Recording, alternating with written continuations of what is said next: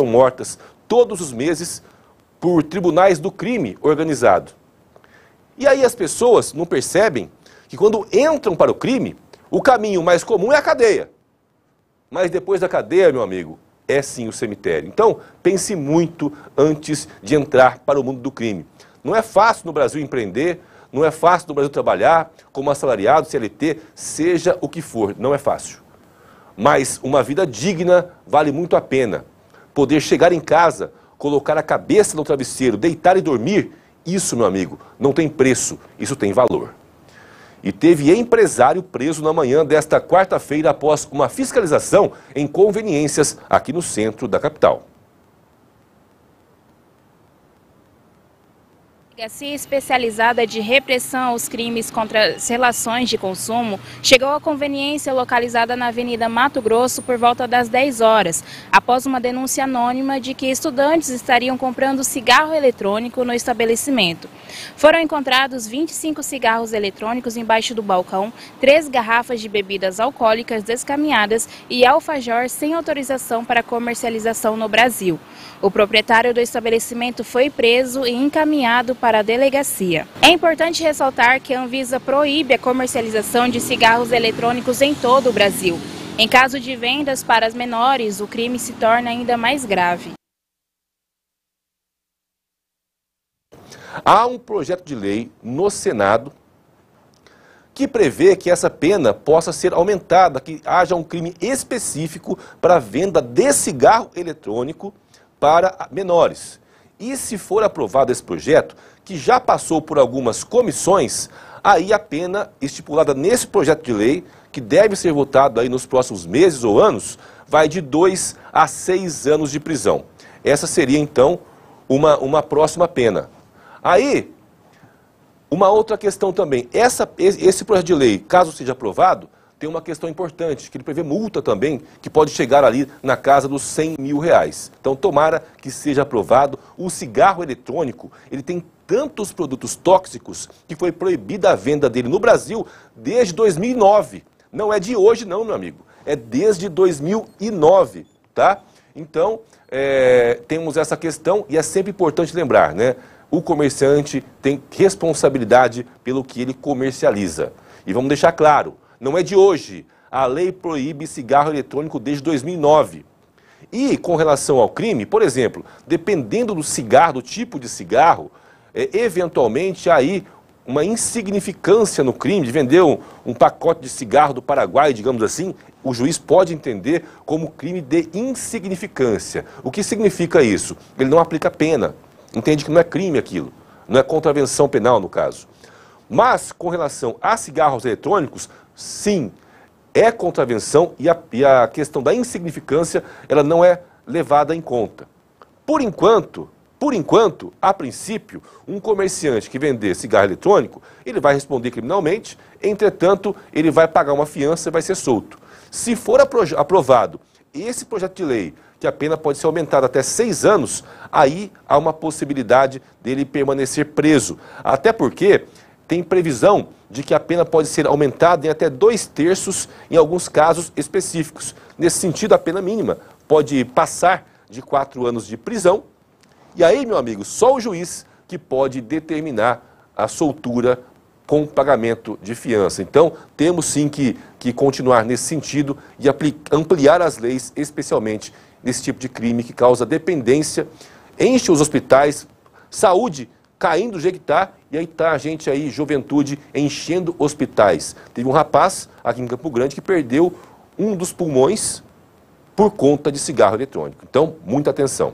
Olha, e na tarde desta quarta-feira, um acidente envolvendo uma Kombi e um Uno deixou o trânsito lento no cruzamento da rua Itatiaia com a Avenida Duque de Caxias. Vamos ver a reportagem.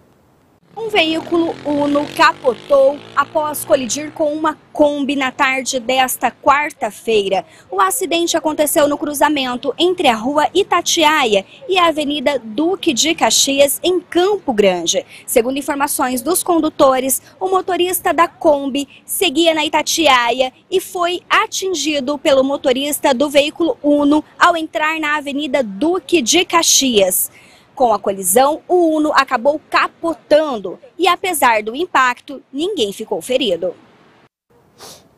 É, muito capotamento aqui. Em Campo Grande parece a capital dos carros que estão com sono, né?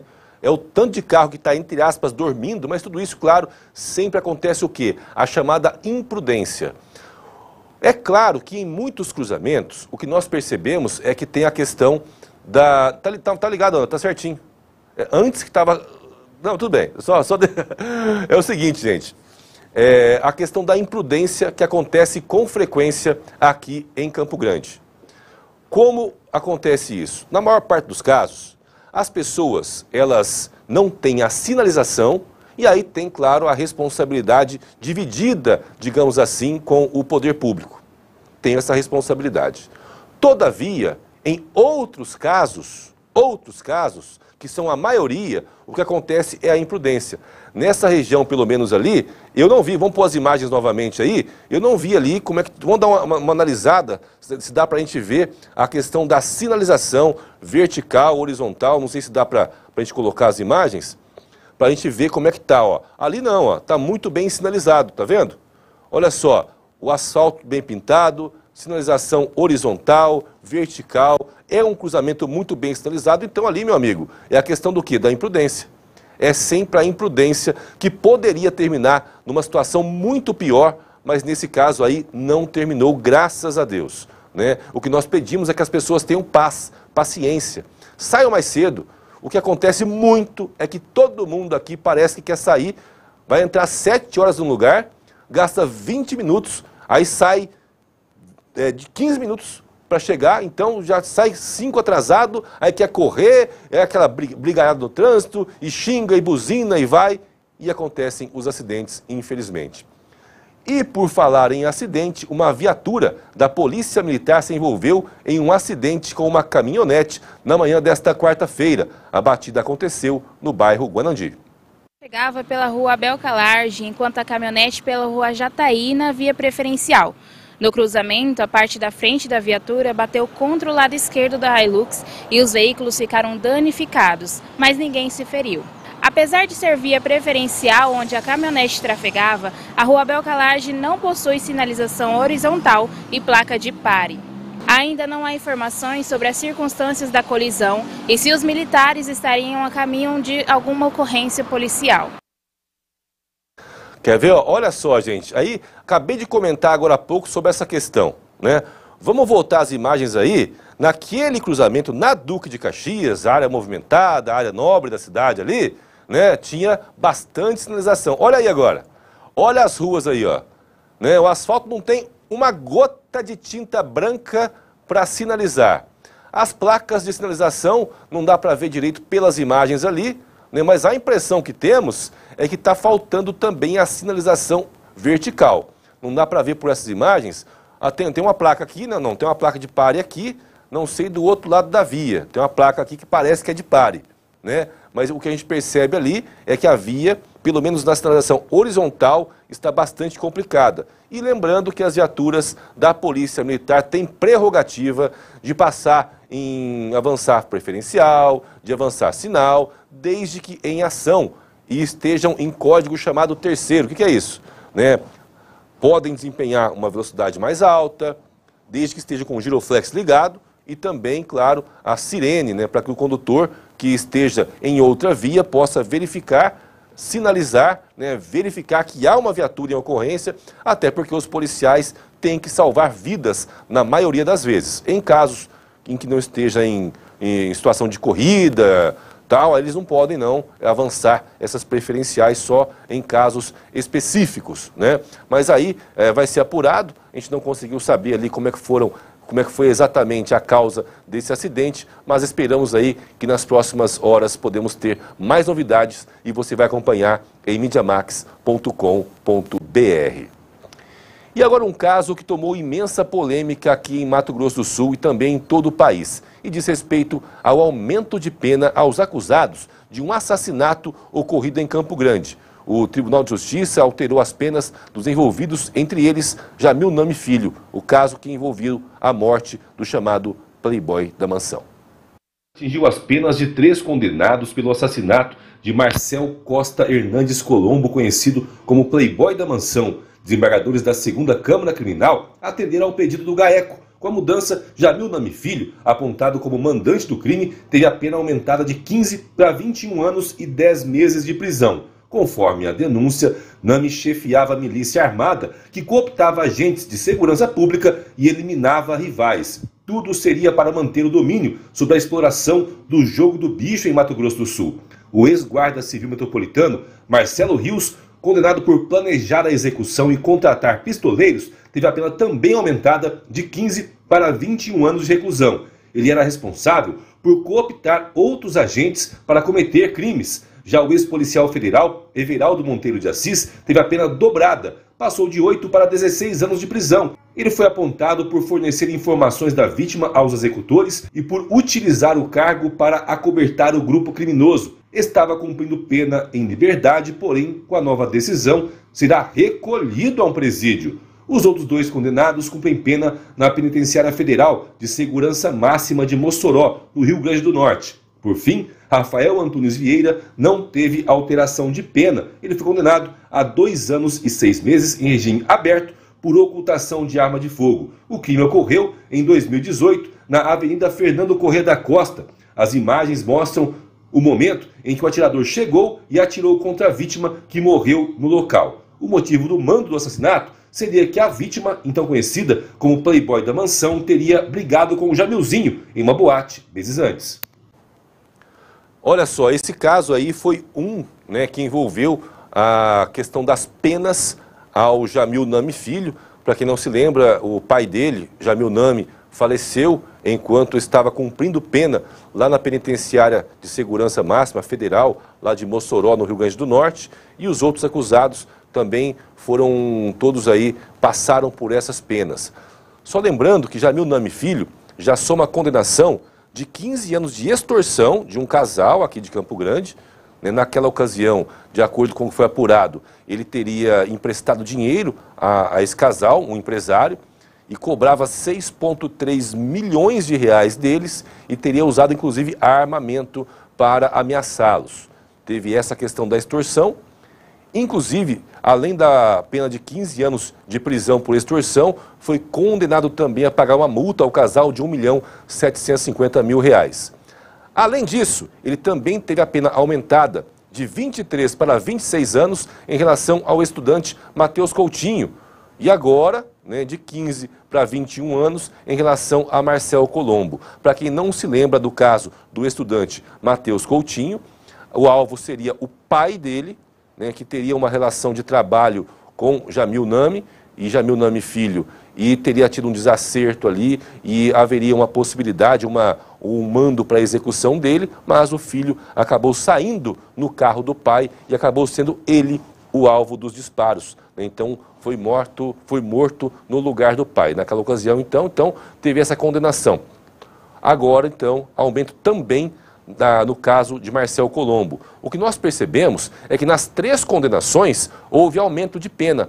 No caso da extorsão de 12 para 15, no caso da execução do Matheus Coutinho de 23 para 26 e agora no caso de Marcel Colombo de 15 para 21. No total, a pena somada para Jamil Nami Filho já chega a 62 anos de reclusão. Lembrando que a pena máxima aplicada no Código Penal brasileiro é de 40 anos, mas para cada caso, correto? Então, ele vai somando essas penas aí, só pode ficar 40 anos detido, mas com a questão da progressão de regime, por exemplo, uma pessoa que é condenada a 40 anos, ela fica lá 20, 25, 30 preso, depois acaba sendo solta, vai para semiaberto, aberto, pela progressão de regime. Então, quanto mais pena vier para a pessoa, mais possibilidade dela ficar o máximo de tempo presa aqui no Brasil, que é de 40 anos. E isso pode vir a acontecer. Esses casos sempre acompanhamos e as atualizações você acompanha em mediamax.com.br. E olha só, a Delegacia Especializada de Repressão a Roubos e Furtos prendeu hoje 3 homens suspeitos de cometer furtos em residências aqui na capital. Temos uma informação aí né? Daqui a pouco, né? Daqui a pouco teremos essa informação aí da DERF, né? O pessoal da DERF fez essa prisão aí, mas podemos fazer um outro caso aí, que é uma carreta, é isso? Carregada de cimento, que tombou na manhã de hoje na BR-262, trecho que liga Terenos à região conhecida como Redondo, aqui em Mato Grosso do Sul.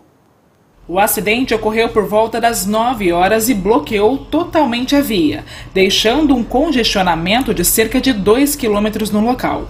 A carreta atravessou a pista e os motoristas precisaram desviar pelo acesso de estrada de chão, mas que serviu apenas para veículos pequenos. Informações repassadas ao jornal Mídia Max indicam que no momento do acidente haviam 2 ocupantes no veículo. Um deles não sofreu ferimentos, enquanto o outro sofreu lesões leves e recebeu atendimento no local.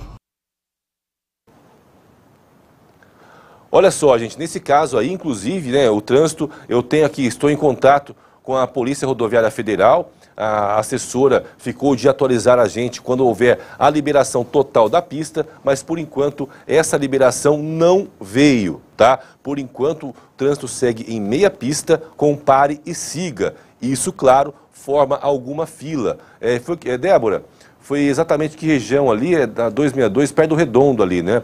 O Redondo, para quem não conhece, chegando ali bem nas proximidades da entrada de Dois Irmãos do Buriti, né? Dá mais ou menos uns 80 quilômetros aqui de Campo Grande, né? Sentido quem vai para Aquidauana. Então, quem for para essa região, né, de Campo Grande, sentido Aquidauana, logo depois da entrada do Cachoeirão ali, né, quem conhece sabe onde é, as pessoas que forem por ali vão ter que ficar atentas, porque há o trânsito em meia pista. Isso, claro, causa transtorno, atraso em viagem. Então, se for precisar passar por aí e tiver horário para chegar, é importante programar a sua viagem antes e sair com antecedência.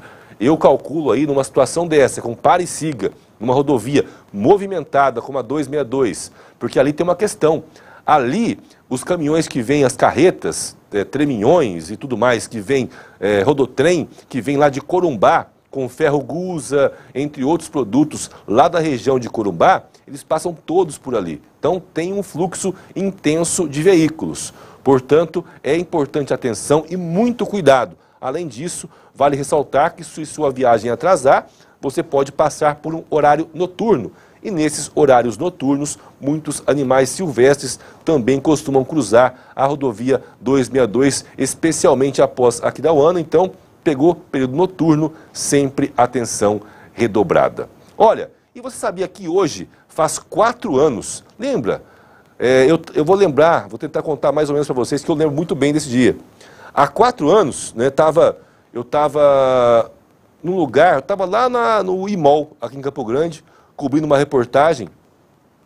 Aí eu lembro que eu olhei para cima assim, eu ia entrevistar o diretor do IMOL, mas quando eu olhei para cima, eu vi um negócio vermelho vindo. Eu falei para o cinegrafista, meu Deus! E o cinegrafista parado para cá assim, e o negócio vindo de cá. Eu falei, vira para cá a câmera. Ele virou. Nós nem fizemos a entrevista, porque aquele dia virou um caos a cidade de Campo Grande. Uma tempestade de areia atingiu a cidade. Os ventos chegaram a 100 quilômetros por hora. Isso faz exatamente 4 anos, vamos relembrar. Era por volta das 2 da tarde de uma sexta-feira, quando o céu começou a escurecer de repente. No dia 15 de outubro de 2021, uma tempestade de poeira atingiu Campo Grande com força total. Segundo os dados da época, os ventos chegaram a mais de 94 km por hora, com rajadas entre 54 e 65 km por hora, especialmente na região das Moreninhas. Pouco depois, a nuvem de poeira tomou conta da cidade e reduziu a visibilidade para apenas 800 metros. O aeroporto internacional teve que suspender as operações e as imagens daquele dia correram o país. Houve destelhamentos, queda de galhos, chuva de granizo, mas a chuva mesmo durou só alguns minutos. O meteorologista Vinícius Sperling do Centec, o Centro de Monitoramento do Tempo e do Clima, explicou o que aconteceu. Primeiro, os ventos fortes batem no solo e levantam a poeira. Depois é que vem a chuva, tudo isso em questão de minutos.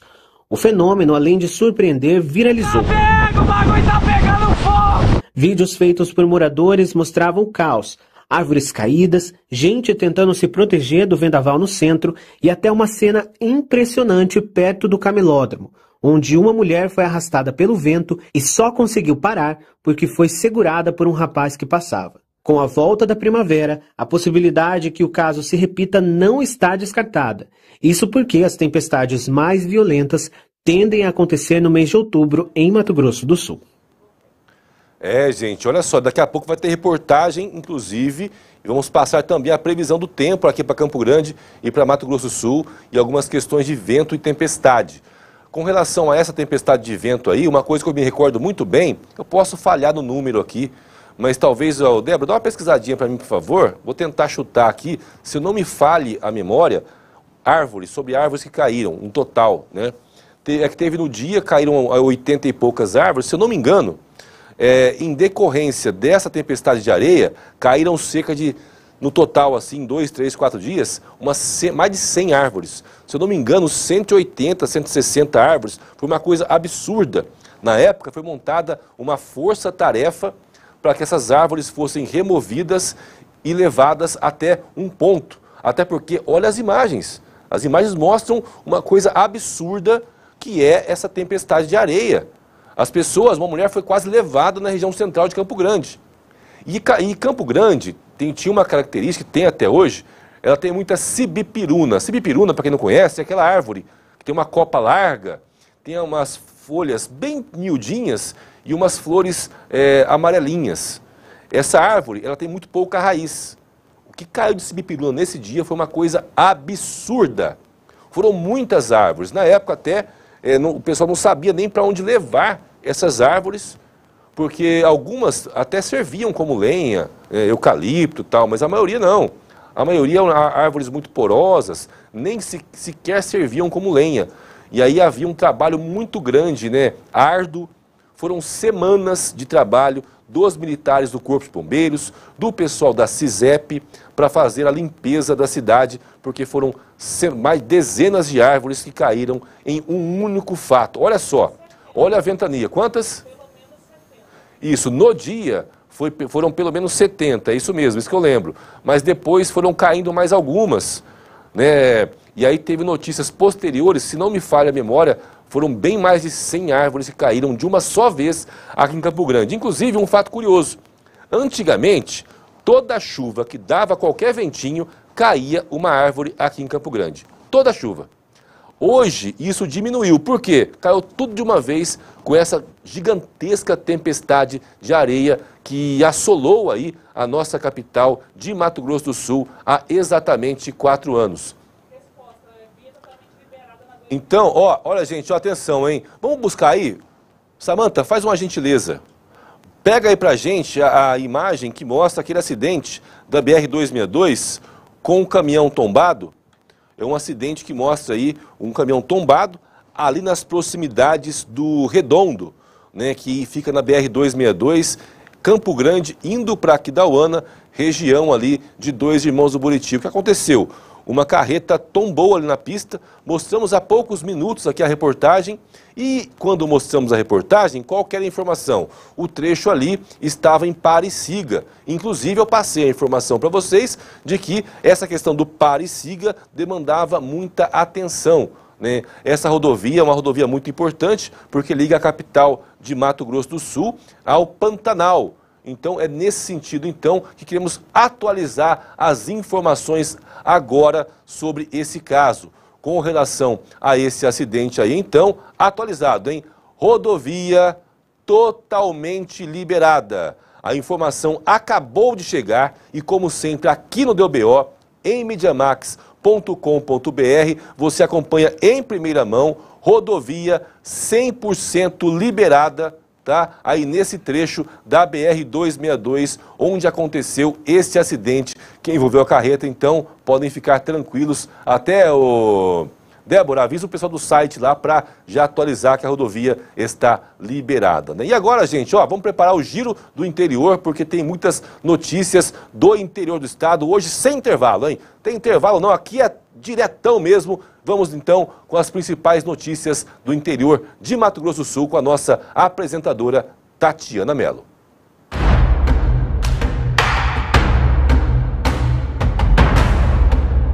Cheguei, Giro do Interior, nessa quarta-feira e na quarta usamos rosa. Mas é o seguinte, ontem à tarde um acidente terminou com uma vítima fatal lá na BR-163. Mais um acidente entre Carapó e Juti. Paulo Edson da Silva Lunas, de 55 anos, era um morador de Dourados e ele dirigiu uma carreta carregada com milho quando o veículo tombou depois de sair da pista por motivos ainda desconhecidos. A polícia ainda vai apurar o que aconteceu. Bom, uma testemunha que seguia atrás disse que a carreta simplesmente saiu da pista sem sinais de frenagem.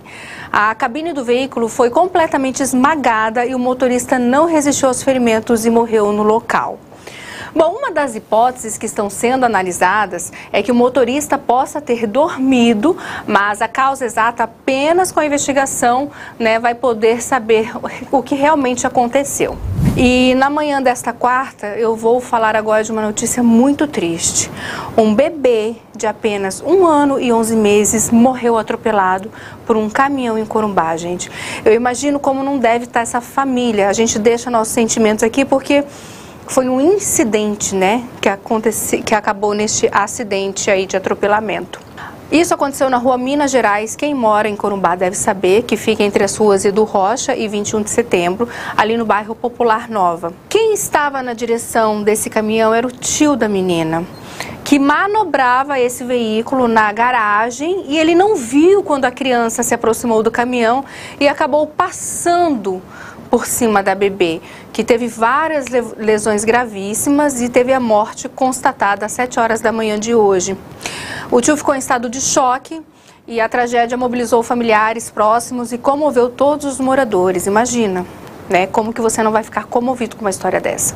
Até as equipes de resgate que prestaram socorro às vítimas ficaram muito mexidas com o caso. A gente deixa aqui nossos sentimentos, e que Deus ilumine aí, essa família que acabou nessa tragédia. E infelizmente eu falo de mais uma tragédia envolvendo criança. Não queria, mas preciso falar. Em Dois Irmãos do Buriti, Breno José, de apenas 6 anos, morreu depois de ter a casa atingida por um incêndio em uma aldeia ali da cidade. Bom, segundo as lideranças indígenas, parte da aldeia ficou sem energia e os moradores acenderam velas para iluminar as casas. Isso pode ter contribuído. O que se sabe é que o irmão do Breno, ele acendeu uma vela no quarto onde o Breno estava e esse fogo acabou pegando na cortina e no colchão. A criança, segundo um familiar, em vez de correr para a porta do quarto, correu para a parede e acabou ali sendo atingida pelo fogo. Teve 80% do corpo queimado. Chegou a ser socorrido, mas não resistiu e morreu. A aldeia ficou sem energia por mais ou menos 48 horas, E foi essa a tragédia que acabou acontecendo. Bom, a família está em choque, é óbvio. A mãe e o padrasto do Breno não estavam em Dois Irmãos, estavam no hospital aqui em Campo Grande com um bebê. Então eles não estavam na casa e não viram quando isso aconteceu. O Breno estava com os avós, com parentes ali. E segundo um familiar, ele era o xodozinho da família. E aqui a gente deixa de novo nossos sentimentos para essa família do Breno que acabou aí nessa tragédia.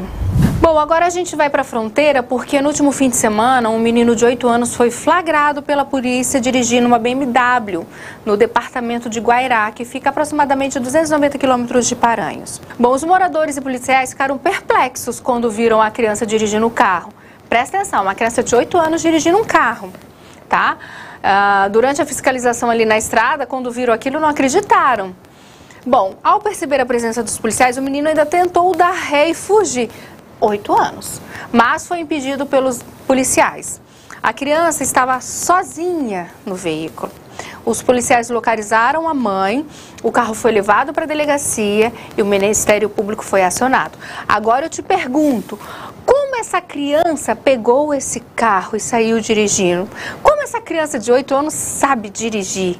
Onde está a mãe e o pai dessa criança? Porque poderia ter acontecido um acidente gravíssimo, ter morrido gente, inclusive essa criança.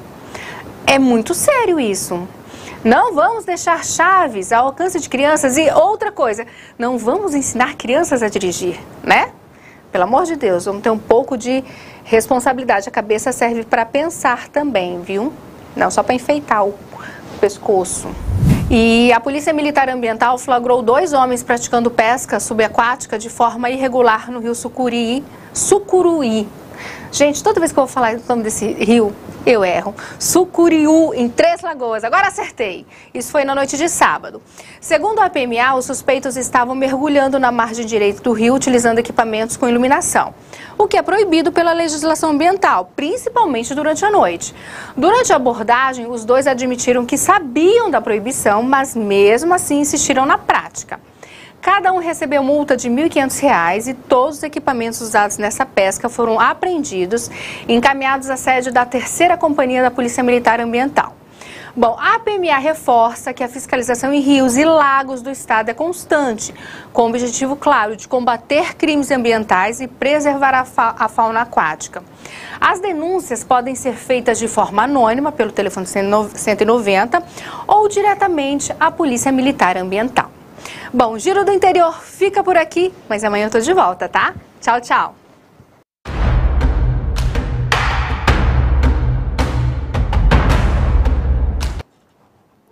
Olha só, voltamos então com o programa Deu BO aqui com as informações, né? E temos muitos casos para passar para vocês aí de casa hoje, né? Então, deixa eu pegar um negócio aqui, ó.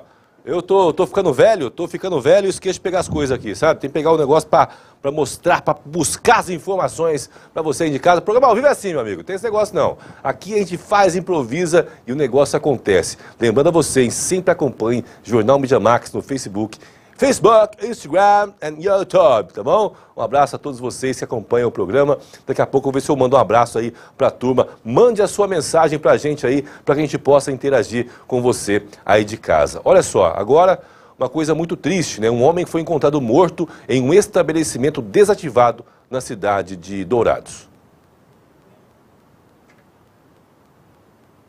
O corpo de Alessandro José Ramírez, de 37 anos, foi encontrado hoje pela manhã dentro de um estabelecimento comercial que está desativado em Dourados.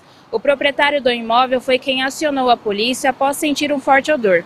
Equipes da Polícia Civil e da Perícia Técnica constataram que o corpo estava em avançado estado de decomposição. Uma mochila ao lado da vítima continha documentos que o identificaram. O homem seria morador de Amambai. A polícia suspeita de morte natural, mas a causa só poderá ser confirmada após exames necroscópicos. Havia um registro policial anterior de violência doméstica em nome de Alessandro.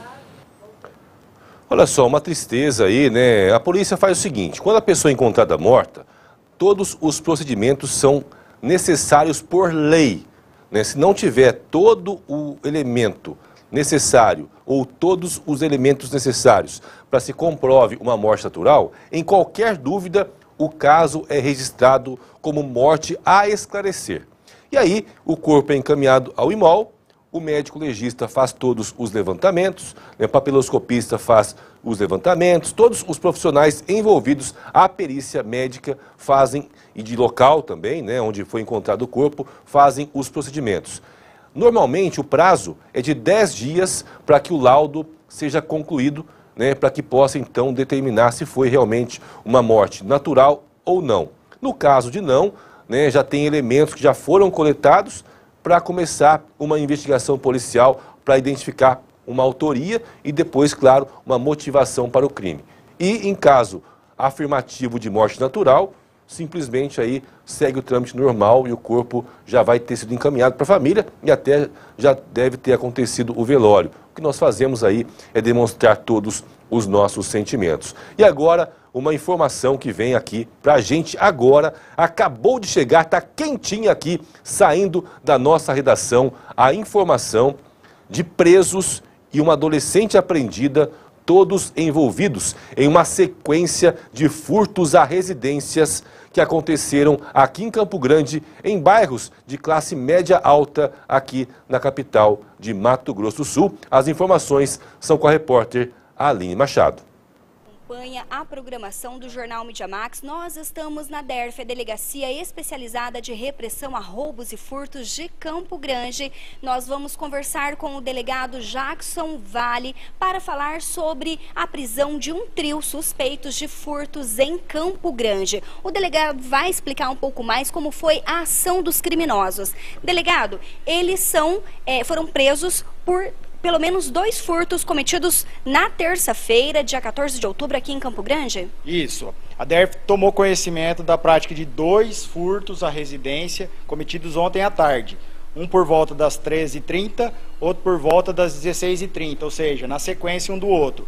E verificamos pelas imagens do sistema de monitoramento das casas e pela imprensa, que foi amplamente divulgado, que os 3 indivíduos eram os mesmos dos 2 fatos e o veículo, instrumento dos crimes, também o mesmo, um veículo GM Cruze da cor preta.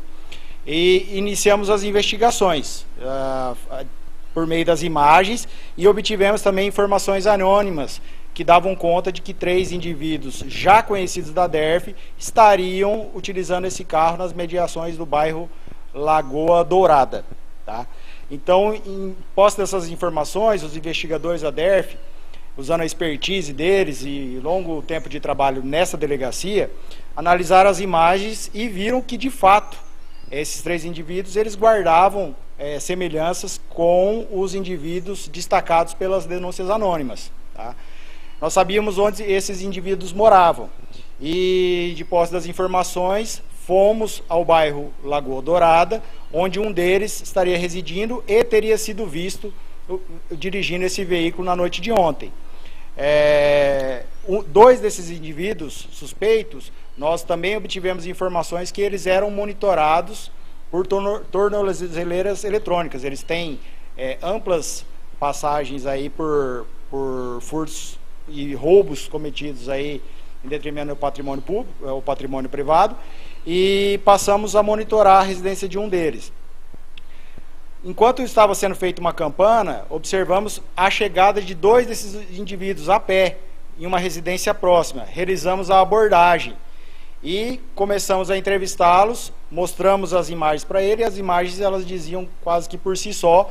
Eles acabaram confessando que esses 2 indivíduos praticaram esse crime na companhia de um terceiro, também monitorado por tornozeleira eletrônica, e que os bens das vítimas, que nós recuperamos parte deles, estavam localizados numa residência próxima ao local da abordagem, né, sendo ocultados por uma garota de 15 anos de idade, namorada de um deles, né. Nós diligenciamos essa casa, fomos recebidos pela mãe dessa garota, que oportunizou a entrada da equipe policial, e identificamos de fato a presença dos objetos subtraídos das 2 casas. Gente, olha só essa situação, né? Muitos furtos a residências, e é isso que nós temos que ter a consciência aí, e agradecer também os policiais da DERF que rapidamente conseguiram desmantelar essa quadrilha, por assim dizer. E chama a atenção aí que a maior parte dos envolvidos, dos presos mesmo, que estavam diretamente ligados ao crime, todos teriam mais de 20 passagens pela polícia, mais de 20 antecedentes criminais. Um deles tinha até tornozeleira eletrônica, e esse monitoramento até ajudou a polícia na identificação e prisão dos suspeitos.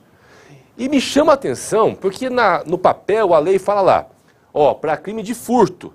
Se cometer um furto, a pena, se não me falhe a memória, é de 2 a 4 anos de prisão, e se for furto qualificado, chega até 8 anos ou 10, ou 4 a 10, não 8, de 2 a 8. Se for qualificado. Agora, se tem 20 passagens por furto, sei lá que tipo de crime, já cumpriu pena, que está fazendo na rua, meu amigo? É o que eu falo. No papel, a legislação brasileira é uma beleza, né? Porque lá, 4 anos para quem comete um furto, 10 anos para quem comete um roubo, 15 anos para quem comete um estupro, né? 20 anos no mínimo para um homicídio. Mas na prática, o cara do homicídio, por exemplo, homicídio simples, que não é crime hediondo, Ele vai cumprir ali, teve violência, vai cumprir, se for condenado, por exemplo, a 20 anos, fica 10 preso, daqui a pouco está solto lá, semiaberto, aberto, já era. Então, a impressão que nós temos é nessa questão da execução penal, tem que ser pensado de uma maneira, não é que não tenha que haver a progressão de regime, claro que tem a ver, mas o detido, ele tem que passar por um processo, talvez uma avaliação, claro, primeiro tem que dar um apoio também, para que ele consiga uma ressocialização nos presídios, que nós sabemos que, na verdade, é uma máquina de fazer aumentar o sentido de criminoso naquela pessoa.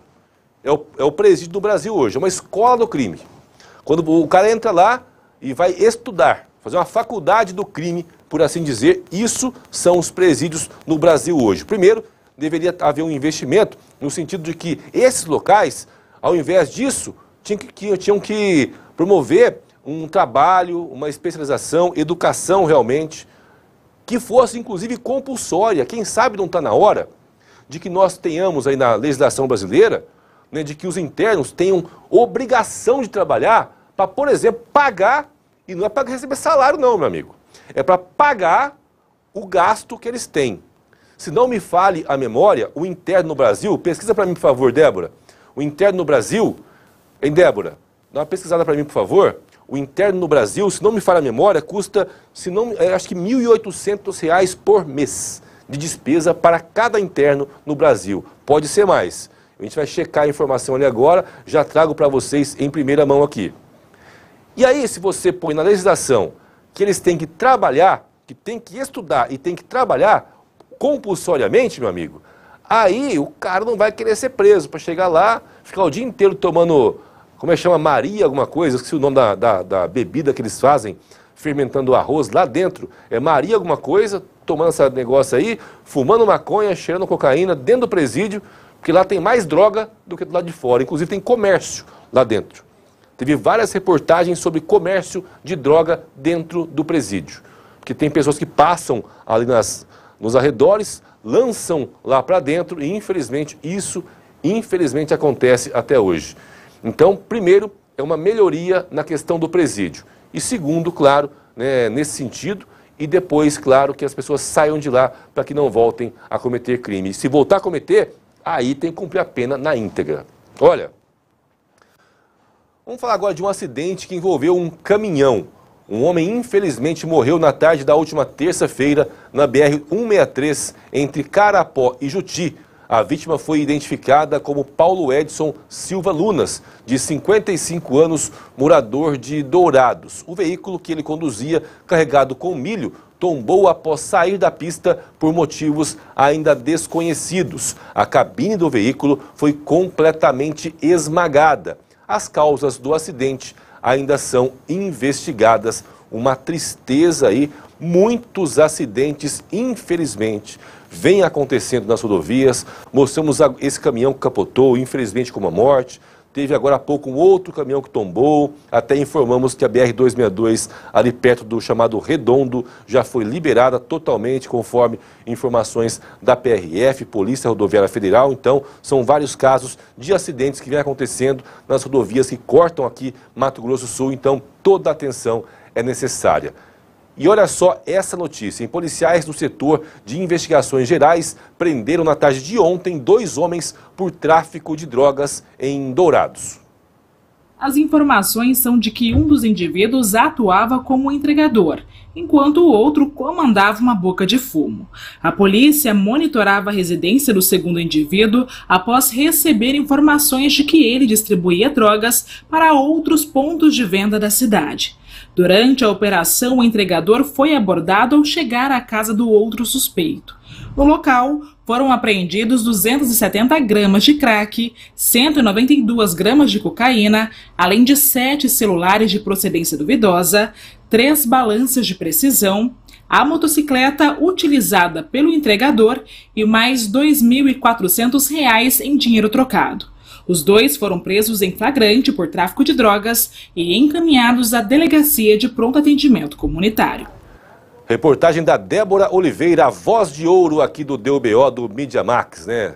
Uma voz muito linda dela, uma narrativa Impressionante, um abraço à nossa produtora, gravadora, bate escanteio, cabeceia, faz gol, defende e ainda cobra o tiro de meta. Zagueira, atacante, joga em todas as posições, uma grande profissional, nossa grande amiga Débora Oliveira. Olha só, gente, e agora eu quero falar com vocês um caso sobre violência contra idosos. E sabe de onde ela vem? De dentro de casa. A gente vai ler agora em mediamax.com.br. Vamos colocar a notícia aqui, né?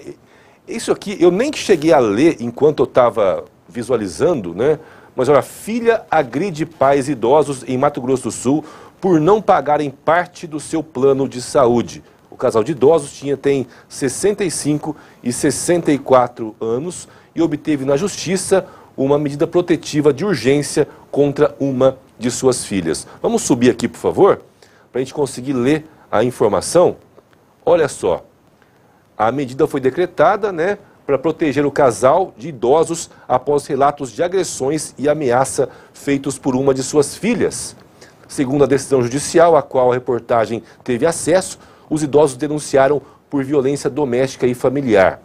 Seriam, como disse, um idoso de 65 anos, em tratamento contra câncer, e a sua esposa de 64 anos com doença autoimune. A acusada teria efetuado as agressões devido ao não pagamento de parcelas do plano de saúde empresarial, o qual estaria no nome dela. O caso foi registrado no plantão judicial do TJMS e o documento que aponta a situação foi enquadrado na Lei Maria da Penha em razão da relação familiar entre as partes, mesmo se tratando de violência praticada pela filha contra a mãe, circunstância também amparada pelo artigo 5º da referida legislação. Gente, olha só, imagine, uma filha, o pai, 65 anos, em tratamento contra o câncer. A mãe, 64 anos, em situação de vulnerabilidade com doença autoimune. A filha agride e ameaça só porque não pagaram parte do plano de saúde. O mundo está acabando, meu amigo. O mundo está acabando. Não tem nem que comentar num caso tão grosseiro como esse. E voltamos agora a falar sobre chuva. Isso porque as últimas pancadas que atingiram Campo Grande provocaram transtornos para moradores aqui da capital. E tem mais chuva vindo por aí. Essa time-lapse mostra quando, a partir das 2h11, a chuva começa a engrossar. Em apenas 16 minutos, a rua fica completamente alagada. Perceba que a água sobe até a calçada, o que atrapalha inclusive o comércio a atender os clientes. Conforme a comerciante Cleia Diniz, essa situação acontece há pelo menos 15 anos, desde quando a rua foi asfaltada. O caso aconteceu nesta segunda-feira na rua Araçá, no bairro Coronel Antonino. Em Campo Grande, conforme o meteorologista Natálio Abraão, choveu 12,4 milímetros e os ventos alcançaram 41,4 quilômetros por hora.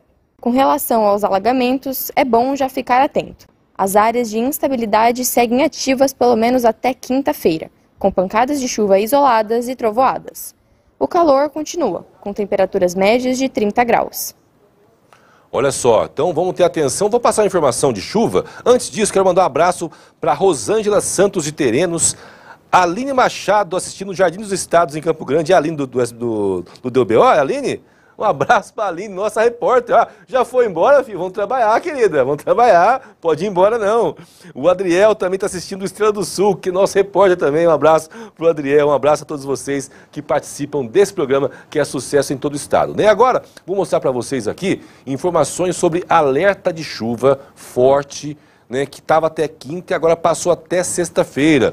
Tem algumas telas aqui que eu quero mostrar para vocês aqui no programa DBO, porque nós temos informações que dizem respeito a essa questão. Olha só, chuva de 20 a 30 milímetros por hora ou 50 milímetros dia. Isso aqui, 30 milímetros numa hora, meu amigo, pode causar alagamentos. Ventos de até 60 quilômetros por hora. Risco de corte de energia, queda de árvores, alagamentos e também descargas elétricas. Tem uma outra tela, inclusive, que vai ampliar essa informação. E, gente, chuva de 30 milímetros em meia hora, em uma hora, meia hora, alaga mesmo, hein? Olha, orientações em caso de chuva. não se abrigar debaixo de árvores, não usar aparelhos eletrônicos ligados à tomada. Em caso de urgência, ligue Defesa Civil 199 ou Corpo de Bombeiros 193. E vamos encerrando o nosso programa DBO desta quarta-feira e lembrando que amanhã voltamos com muito mais para você. Beijo no coração, tchau!